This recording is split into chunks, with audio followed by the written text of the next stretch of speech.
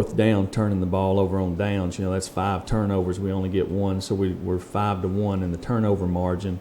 We were 2 for 4 in the red area on scoring touchdowns. We've got to be able to score points in the red area.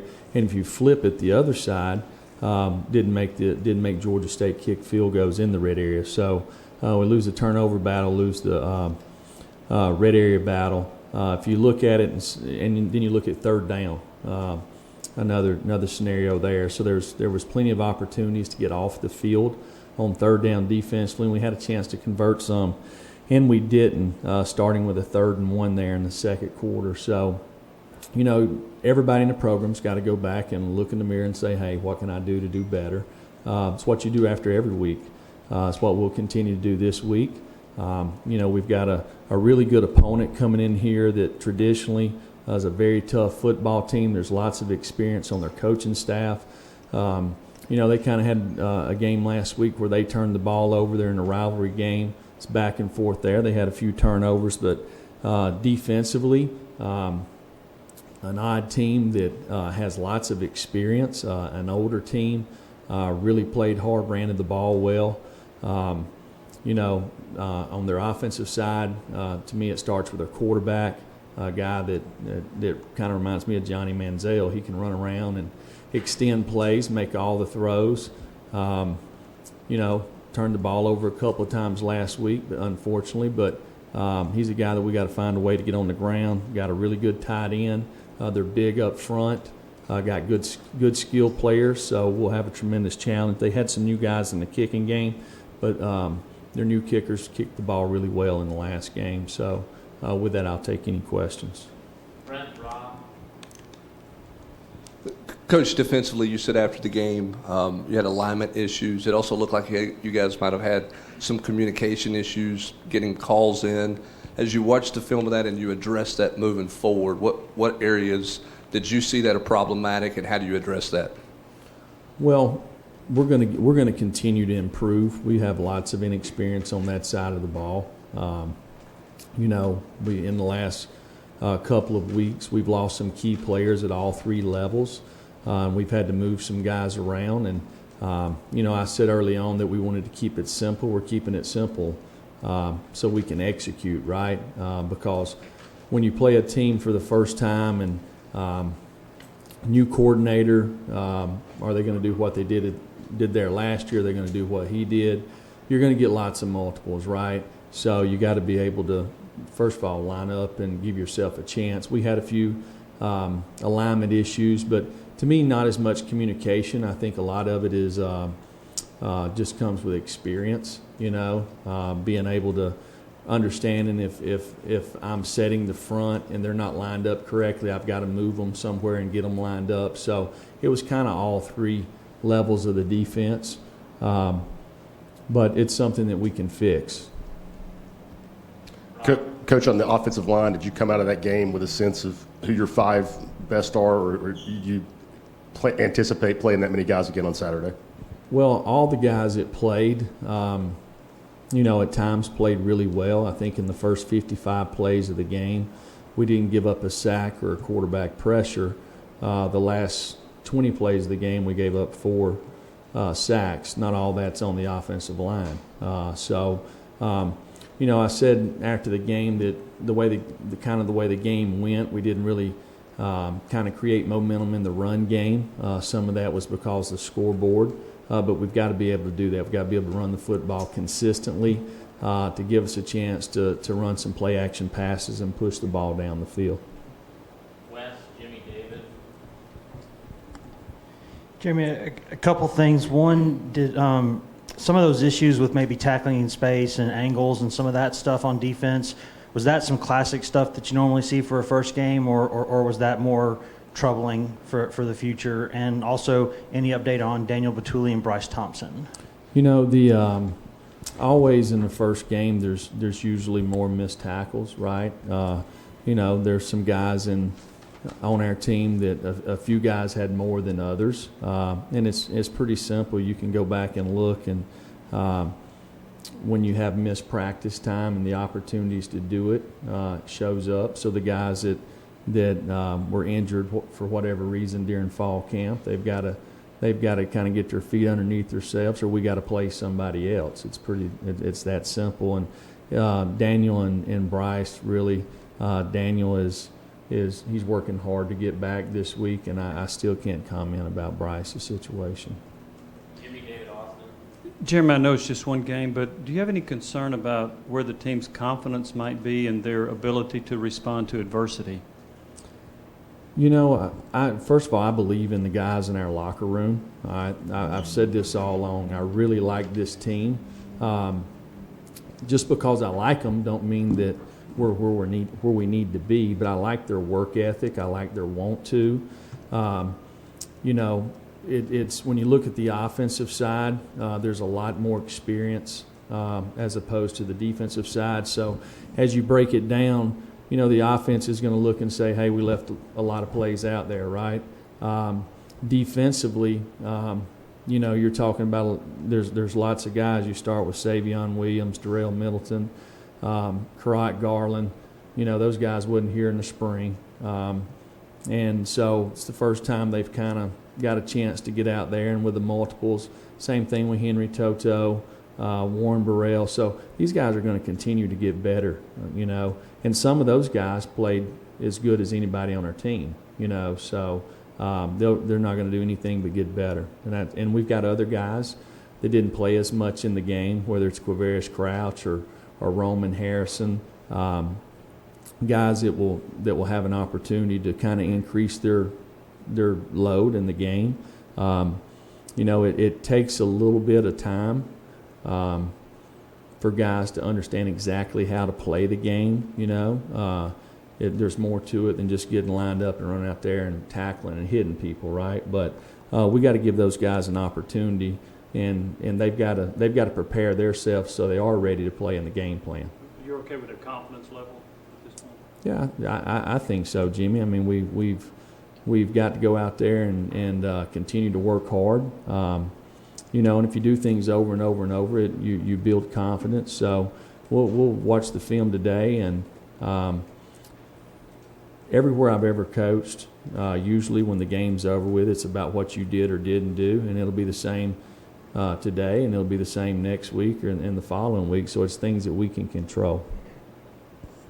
David in Austin and Patrick in the back. Jeremy, how would you compare what you saw from the offensive and defensive lines on Saturday to how they performed in camp?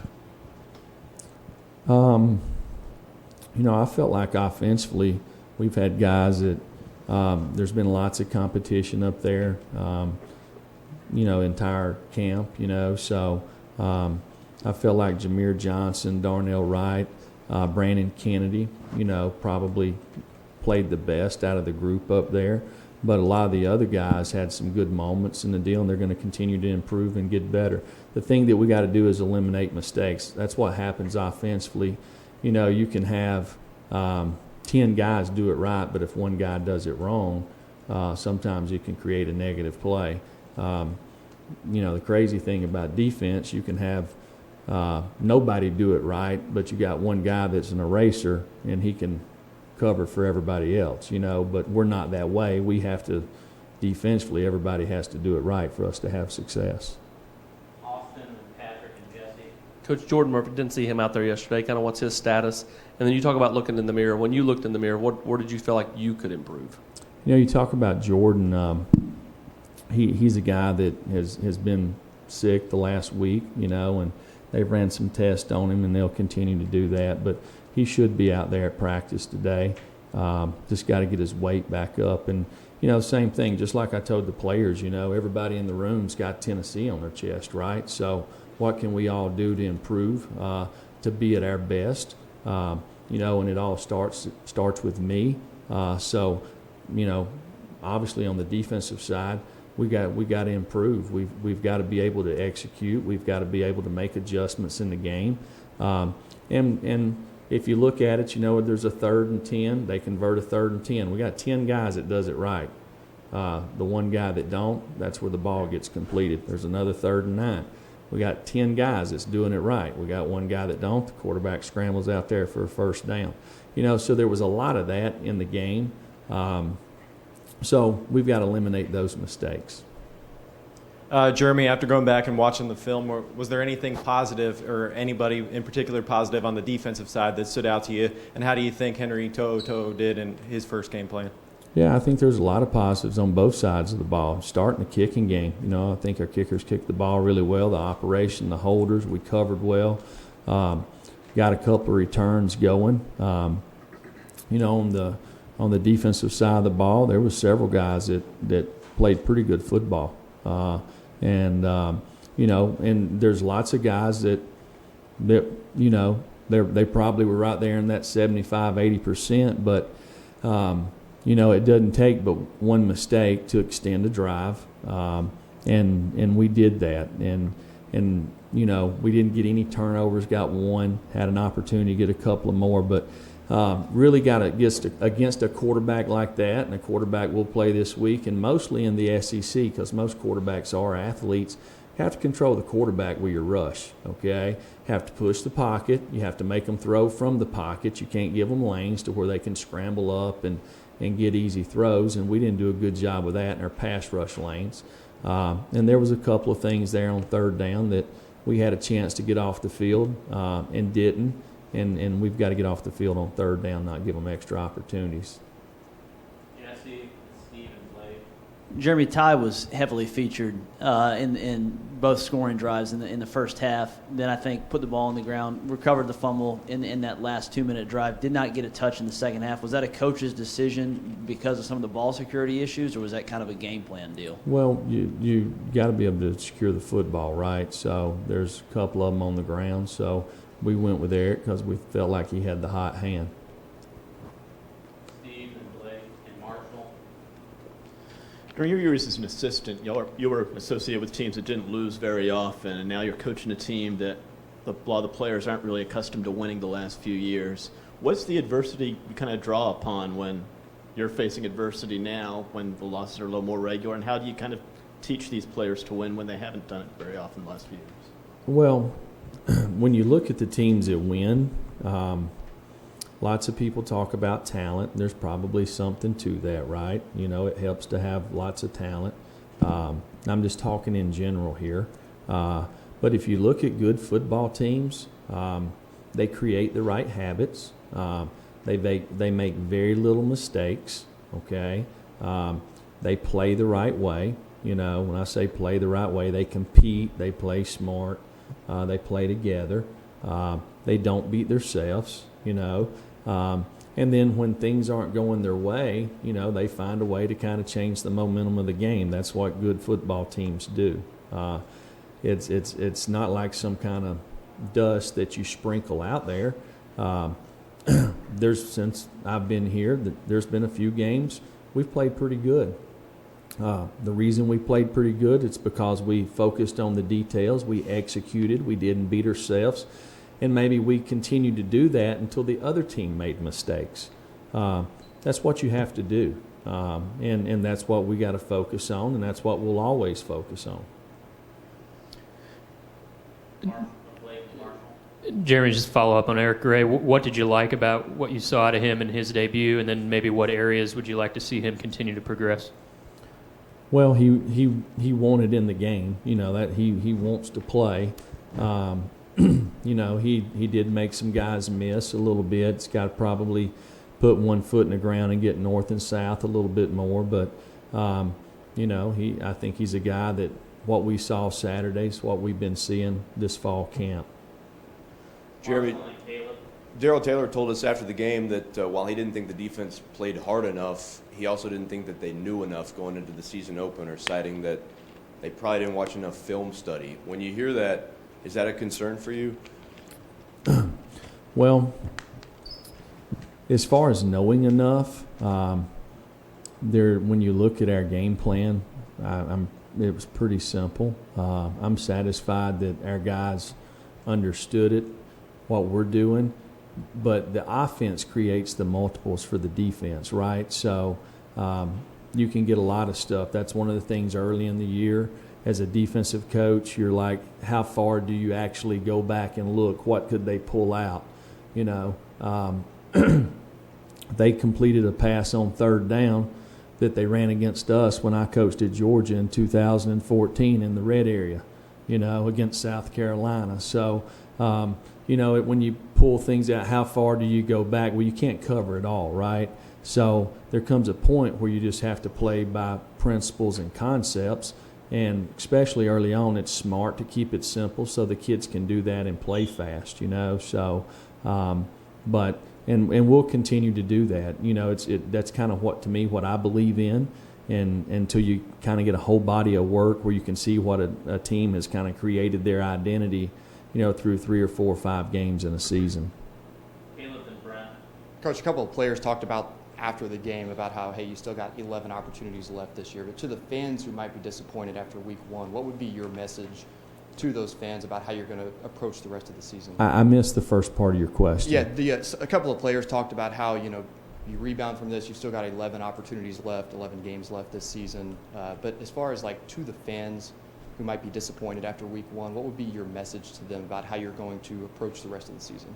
Well, I hope they are disappointed because I know everybody in this building is disappointed. For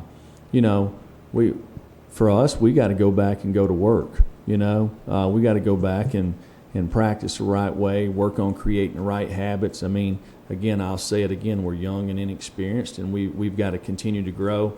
The most you improve is from the first week to the second week. We got a great opportunity starting today to do that, and if we're made the right way, and I'm talking about what's inside of us, about about wanting to go back and having a little bit of pride about who you represent and who you play for. You go back and you dig a little deeper and try a little harder and maybe watch a little more film here or do a little extra in the weight room or whatever it is. You look in the mirror, figure out what we got to do, each and every one of us, to get better, and that's what we've got to do in this building. Coach, when you watch Jared and you watch tape and you watch Jared, what do you need to see out of him from week 1 to week 2 in terms of improvement? What would you like to see? Well, we got to be able to manage the offense. Jared put a lot of good plays together. Unfortunately, at that position, the ball goes through your hand every snap, right? So, there's plays that he probably left out there on the field. Could have changed protections a couple of times and didn't, and he can do that. He's got that capability, and just be efficient, stay within the offense. Last few, Grant, Mike Wilson, Vince. When the defensive front's not lined up right, how much does that fall on the linebackers to help get them in the right spot or to take a timeout in that situation? How do you kind of diagnose that? Well, I don't know if you watched the game, but as far as the rewind of it, but these guys gotten big splits by the guards, big splits by the tackles, take the tight end and he plays like a guard, then he plays like a tackle, if that makes sense. It's all things that we covered because they've done it in the past a little bit, right? But then when you start talking about, they shift and move the tackle in and the guard out, it's really simple adjustments, okay? That as these guys get a little more, I guess, experience under their belt, it's not hard. Really falls on nobody but me. Don't fall on the linebackers, don't fall on the D-line, falls on me, okay, to prepare them and be ready to handle those situations. Yeah, Jeremy, on the defensive line, after you got a chance to look back, was the performance better or worse than you thought, and what kind of are the first steps this week to correct some of the issues? Yeah, we had a couple of guys I thought played pretty well up there. It's the thing about defense, unless you got a bunch of erasers who just kind of fly around out there and cover for everybody else, you got to play team defense. That's what we got to do. We got to play team defense. We got to be play together, play hard, be smart, and we'll work hard to do that. Last two, Vince and then Gene. When you self-evaluate, dig deeper, what'd you think of the chemistry, administrative stuff with your coaching staff and executing the game in-game? Yeah, there was before the half there, we had an opportunity to score a touchdown. I think there's 3 minutes and 20 seconds maybe when we get the ball. The number one thing 2 minutes before the half is don't give it to the other team, right? We've got a 17-14 lead there. We got in field position, went to 2 minute there. I thought we got the ball down there, got 3 shots inside the 5-yard line and came away with a field goal there. Probably had an opportunity if we worked a certain side of the field to get a touchdown. Thought that was good. We had one substitution there on defense, and that was me. Got it. I can fix that, right? So, coaching staff done a good job, in my opinion, getting the guys as far as in-game adjustments and coaching the guys. But there's things that we can do we've obviously got to do better, right? So our guys will continue. They'll get better. The more you do it, the better you get at it. And we got a great opportunity this week. Final question, Gene. Coach, does this team have a leader? Well, there's we have some good leaders on this team. Here's the thing about leadership. It's easy to be the leader after the game, It's easy to be the leader, in a meeting before practice. But when the bullets start flying and maybe things don't go your way, that's when you need good leadership. We have plenty of guys capable of doing that, right? So I believe we have good leaders on this team, and we have a lot of guys that are younger that they respond to the leadership. There's no secret to why we lost this game. Okay, I said it after the game. They done a better job coaching than we did. They executed better than we did. It's not because we lack leadership. It's not because we lack effort. It's because we lack execution. They executed better than we did. We turned the ball over 5 times and only got 1 turnover. So it's hard to beat anybody that way. Thank you, Coach.